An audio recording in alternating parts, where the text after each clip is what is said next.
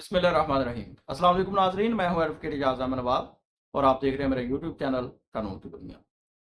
एक बड़ी पेशरफ्त सामने आई है, एक बड़ा इंकशाफ सामने आया है और वो इंकशाफ ये है कि शहबाज शरीफ साहब जो पिछले 4 साल से हुकूमत में है, जो पीडीएम पहले इमरान खान की हुकूमत जाने के बाद पीडीएम के नतीजा में वजीर आजम बने और उसके बाद फिर 8 फरवरी 2024 का इलेक्शन और 9 फरवरी 2024 के इलेक्शन रिजल्ट के नतीजा में फॉर्म 47 की बुनियाद पर हुकूमत बनाई। अब वो जाती हुई नजर आ चुकी है।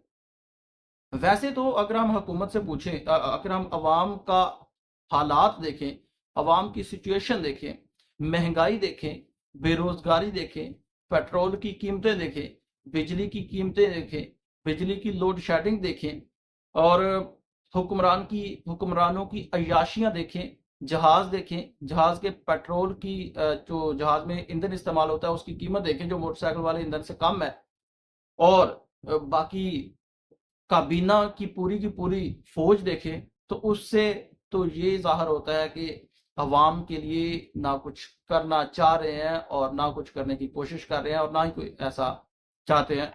बल्कि हमने देखा कि बेशुमार कवानीन आए, जितने भी कवानीन आए इस हुकूमत में, उसने उन कवानीन ने उस हुकूमत को ही फायदा दिया, अवाम के हक में एक भी कानून नहीं बना। अब जो सुथरा पंजाब है उसमें करप्शन की अपनी कहानियां हैं।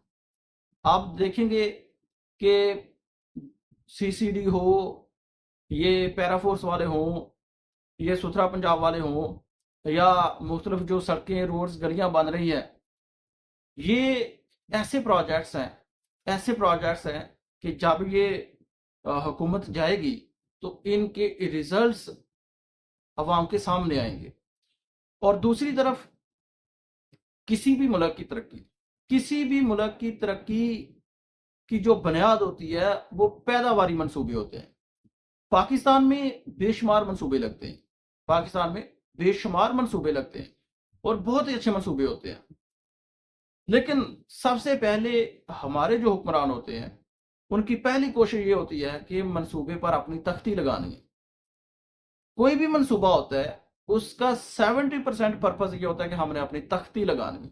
और बाज औकात, बल्कि अक्सर औकात तो ऐसा होता है कि हमारे हुक्मरान पिछली हुकूमत का मंसूबा चोरी करके अपनी तख्ती लगा लेते हैं। तो ये हमारे जो मंसूबे होते हैं ये पैदावारी मंसूबे नहीं होते, बल्कि ये तख्ती वाली मंसूबे होते हैं, गैर पैदावारी मंसूबे होते हैं, जिनकी बुनियाद पर हमारी मैशत जो है उस पर दबाव बढ़ता है और प्रोडक्शन नहीं होती, पैसा क्रिएट नहीं होता, नौकरियां क्रिएट नहीं होती, अवाम के लिए रोजगार क्रिएट नहीं होता। अब इस हुकूमत की जो सिचुएशन है वो तो आपके सामने है। लेकिन दूसरी तरफ हमारे जो मेन स्ट्रीम मीडिया है, जिसकी क्रेडिबिलिटी इस वक्त मार्केट में जीरो है, जिसकी क्रेडिबिलिटी अवाम में बिल्कुल भी नहीं है, और अवाम अब मेन स्ट्रीम मीडिया की खबरों पर ना यकीन करती है, ना उन पर इन्हिसार करती है और ना ही वो आमतौर पर देखती है। हमारे मीडिया में, मेन स्ट्रीम मीडिया हो या सोशल मीडिया में, उनमें कई लोग ऐसे हैं, कई लोग ऐसे हैं जिनको मैं सहाफ़ी नहीं मानता। उनका एक एक लफ्ज ऊपर से आता है, उनकी एक एक खबर ऊपर से आती है, बल्कि वो ऐसी खबरें देती हैं कि सुनने वाला जान जाता है कि ये कहाँ से क्या बात कर रहा है। खैर वो तो एक अलग कहानी है, लेकिन वो कभी बात फिर कभी बात करेंगे। लेकिन शहबाज शरीफ साहब की जो हुकूमत है, शहबाज शरीफ साहब की जो हुकूमत है, ये पहली हुकूमत है जिसने 5वां बजट लगातार पेश किया। ये पहली हुकूमत है जिसने लगातार 5वां बजट पेश किया, और 5वां बजट पेश करने के बाद इस हुकूमत की छुट्टी होती हुई दिखाई दे रही है और जुलाई से इसका आगाज होने जा रहा है। ये मैं नहीं कह रहा, ये एक सीनियर सहाफ़ी सुहेल वड़ाइज, जिनकी अक्सर खबरें अंदर से होती है, जिनकी अक्सर खबरें पूरी होती हैं, तो वो जो है उन्होंने ये खबर दी है। उन्होंने कल एक कॉलम लिखा और उस कॉलम में उन्होंने बताया कि शहबाज शरीफ साहब की हुकूमत जुलाई के महीने में जाने वाली है। उनके कॉलम के, सुहेल वड़ाइज के कॉलम के कुछ अहम पॉइंट्स मैं पढ़ के आपको बता देता हूँ, उसके बाद बात करते हैं। सुहेल वड़ाइज साहब कहते हैं कि भारी दिल के साथ लिख रहा हूं कि अगरचे हुकूमत इस वक्त अपने अरूज के निस्फ निहार पर है, बज़ाहिर सब कुछ ठीक चल रहा है, मगर इस अरूज के बाद जुलाई से इसका जवाल की तरफ सफर शुरू हो जाएगा। तो ये सुहेल वड़ाइच साहब कह रहे हैं। उसके बाद उन्होंने कई वजूहत भी बताई हैं। फिर वो कहते हैं कि किसे इल्म नहीं कि जब किसी हुकूमत या फर्द की निज़ाम के लिए अफादियत खत्म हो जाए तो फिर इसका जाना ठहर जाता है, सुबह गया या शाम गया। फिर लिखते हैं कि जब बेरोजगारी मुसलसल बढ़ रही हो, तेल की कीमतें चढ़ रही हों, ना सरमायाकारी आ रही हो और ना कोई मनसूबाबंदी सामने आ रही हो, तो हवाएं रुख बदलने लगती हैं, हुकूमती चिरागों में रोशनी नहीं रहती, बेजान लाशों को उठाकर कौन ज्यादा देर तक चल सकता है, सुहेल वड़ाइच साहब कहते हैं। फिर उसके बाद कहते हैं कि नगोड़े सहाफी की ये अपने अपने अपने बारे में कहते हैं कि नगोड़े सहाफी को दीवार पर लिखा पढ़ने पर बुरा भला कहने की बजाय अपनी आंख के इक्तदारी धुंधलेपन को दूर करके पढ़ें, ख्याल रखें नकारा बजने वाला है। तो ये सुहेल वड़ाइच साहब ने शहबाज शरीफ की हुकूमत को खबरदार कर दिया है।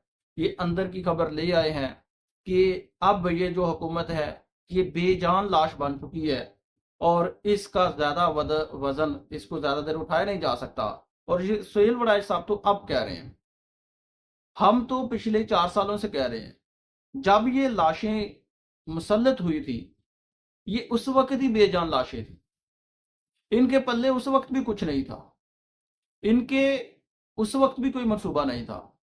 वही बात जो मैंने शुरू में की है कि इनके सिर्फ एक मंसूबे थे कि मुख्तलिफ कवानीन लाने हैं, इक्तदार को मजबूत करना है, अपने इक्तदार को मजबूत करना, मैशत को मजबूत नहीं करना, इक्तदार को मजबूत करना है, मुकदमे खत्म करने हैं, मरात लेनी है, जजेस को हुकूमत की एक जैली कमेटी बना देनी है, इंतजामिया के नीचे अदलिया को लेकर आना है और उस तरह से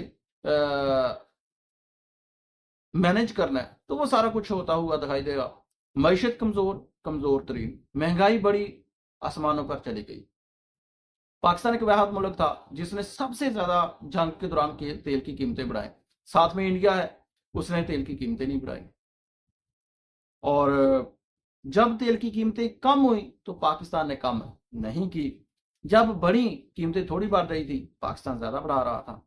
तो ये सारी की सारी सिचुएशन थी। अब सुहेल वड़ाइच के कॉलम के मुताबिक, सुहेल वड़ाइच के, याद रखें कि जब इमरान खान की हुकूमत जाने वाली थी तो उस वक्त भी सुहेल वड़ाइच साहब ने कंपनी नहीं चलेगी की बात की थी। अब इन्होंने नकारा बचने वाला कह दिया है, जुलाई का महीना बता दिया है, बेजान लाशों की बात कर दी है, मईशत की जो तबाही फिरी हुई है वो सामने आ चुकी है।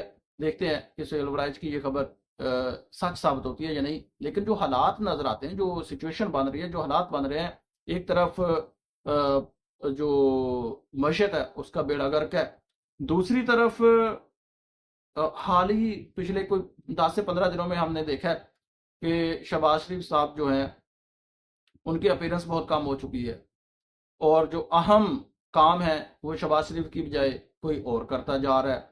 मजाकरात में भी शहबाज शरीफ इस वक्त हमें मेन नजर नहीं आए। और उसके बाद एक दूसरी तरफ बयानिया ये बन रहा है वजीर आजम चेंज होने का, बिलावल भुट्टो को वजीर आजम बनवाने का या बनाने का या बनने का एक बयानिया चल रहा है, एक बयानिया बन रहा है, एक सोच क्रिएट की जा रही है कि वजीर आजम बिलावल भुट्टो बनने वाले हैं। तो वो भी एक सिचुएशन चल रही है। हाल ही में जो इलेक्शन हुआ गिलगित बल्तिस्तान में, जिसकी अब इलेक्शन को हल्कों की रोक भी लिए हुए हैं, वो भी हमारे सामने है। अब तक के लिए इतना ही। अपनी राय का जरूर कीजिएगा। शुक्रिया। खुदा हाफिज।